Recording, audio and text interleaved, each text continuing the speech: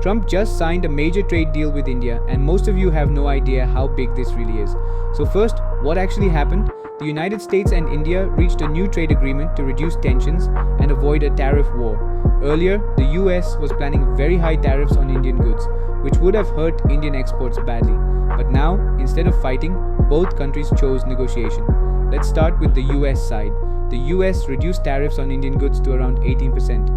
That's a big relief for Indian exporters like chemicals, auto parts, industrial goods, manufacturing companies. This means Indian products become cheaper and more competitive in the US market. Now, here's where it gets interesting. India agreed to three major things: buy more American goods like US oil and energy, defense equipment, aircraft, technology. This helps the US reduce its trade deficit.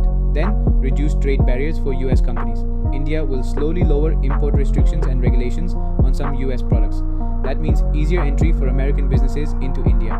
Lastly, the big geopolitical move. India agreed to reduce or stop buying Russian oil. This was a major demand from the US. Why? Because Russian oil funds the Russia-Ukraine war. The US wants its allies aligned against Russia. This deal is not just economic, it's strategic. But why did this deal happen now? Three big reasons. The US doesn't want another trade war, India wants stable exports and foreign investment, and lastly, geopolitics tensions. The US wants India as a long-term strategic partner. This deal shows one thing clearly. Trade today is not just about money, it's about power. If you understand macro early, you position yourself ahead of the crowd.